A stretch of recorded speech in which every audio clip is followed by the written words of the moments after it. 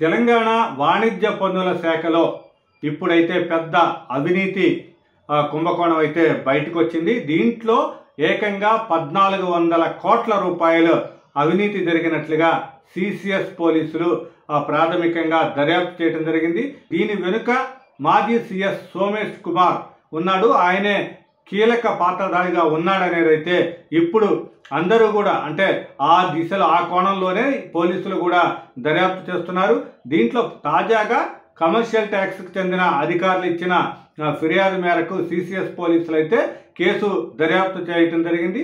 దీంట్లో సాఫ్ట్వేర్లో మార్పులు చేయటం ద్వారా దీంట్లో జిఎస్టీ ట్యాక్స్ కట్టకుండా 11 సంస్థలు ఏకంగా ఇన్పుట్ సబ్సిడీని మళ్ళీ తిరిగి పొందటం ద్వారా మొత్తం కూడా ప్రభుత్వానికి 1400 కోట్ల రూపాయలు అయితే కొల్లగొట్టారనేది అయితే తెలుస్తుంది. దీంట్లో ఎవరెవరికి ఏ సంస్థలు లబ్ధి చేకూరింది వాటన్నిటి మీద కూడా కేసులు నమోదు చేయడం జరుగుతుంది. దీంట్లో 2022లో కమర్షియల్ ట్యాక్స్ కమిషనర్గా పనిచేసిన సోమేష్ కుమార్ అప్పట్లోనే ఒక వాట్సాప్ గ్రూప్ను అయితే ప్రారంభించడం జరిగింది. అయితే ఆ వాట్సాప్ గ్రూపుల్లో ఇప్పటికి కూడా సోమేష్ కుమార్ కొనసాగుతున్నారు. దాని ద్వారానే మొత్తం కూడా అక్కడ ఉన్న అధికారులకి విషయాలు పంపటం, తర్వాత ఈ మొత్తం కుంభకోణం అంతా కూడా ఈ వాట్సాప్ గ్రూప్ ద్వారానే జరిగినట్లుగా ప్రాథమికంగా కూడా అందరూ భావిస్తున్న విషయం. ఏదేమైనా సరే ఇప్పుడు ఏకంగా 1400 కోట్ల రూపాయల కుంభకోణానికి సోమేష్ కుమార్ సూత్రధారి అని రావటం మాత్రం ఇది పెను సంచలనంగా మారింది. దీంతో పాటుగా ఇప్పటికే సోమేష్ కుమార్ అవినీతి మీద మొత్తం అంటే 150 ప్రభుత్వ భూమిని 150 ఎకరాలు అయితే ఆయన స్వాధీనం చేసుకున్నాడు, కొనుగోలు చేశాడు అనే దాన్ని కూడా ఇప్పటికే ఆరోపణలు ఉన్నాయి. దాని మీద ఒకవైపు దర్యాప్తు చేయాలి అనే డిమాండ్లు కూడా పెరుగుతున్నాయి. ఇంకా అనేక కుంభకోణాల్లో సోమేష్ కుమార్ పాత్ర కూడా ఉందనేది అయితే కొన్ని ఆరోపణలు కూడా వస్తున్నాయి. ఈ దశలో ఇప్పుడు జిఎస్టీ కుంభకోణం అయితే తాజాగా సంచలనంగా మారింది. దీంట్లో ఇప్పుడు మొత్తం అసెంబ్లీలో కూడా దీని మీద చర్చ సాగించాలనేది ప్రభుత్వం నిర్ణయించింది. దీని వెనుక ఎవరున్నారు, ఎంత పెద్దవాళ్ళు ఉన్నా సరే దీన్ని వెలుగు తీస్తాము, దీని మీద చర్యలు ఉంటాయి అనేది అయితే ప్రభుత్వ పక్షాన చెప్పడం జరిగింది.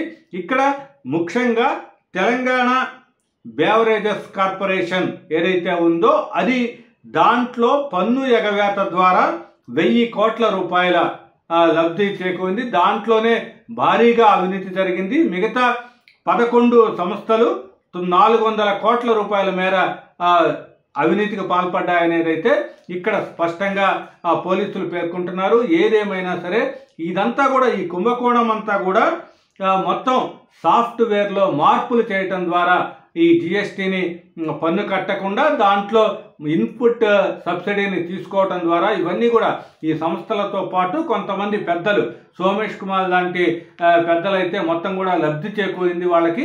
దీంట్లో మొత్తం 1400 కోట్ల రూపాయలు ఎవరెవరికి వచ్చాయి ఏంటి అనే దాని మీద అయితే క్షుణ్ణంగా దర్యాప్తు చేయడానికైతే సిసిఎస్ పోలీసులు ఇప్పటికే విచారణ కొనసాగిస్తున్నారు. ఇప్పటికే 5 మీద అదుపులోకి తీసుకొని కేసులు నమోదు చేయడం జరిగింది. దీంట్లోనే సోమేష్ కుమార్ పేరు కూడా ఇంక్లూడ్ చేశారు. 5వ నిందితునిగా సోమేష్ కుమార్ని కూడా చూపెట్టారు.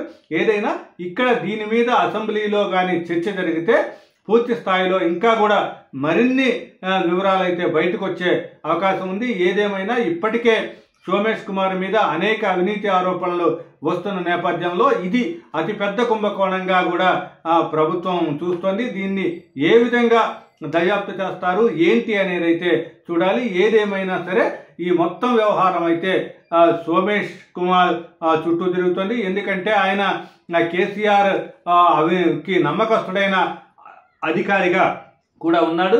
ఆయన చుట్టూ కూడా ఇదంతా కుంభకోణం ఉండటంతో ఈ మొత్తంలో ఇంకా ఎవరెవరు ఇంకా రాజకీయ నేతలు కూడా బయటకు వస్తారా ఏంటి అనేది అయితే ఇక్కడ తేలాల్సిన అంశంగా ఉంది.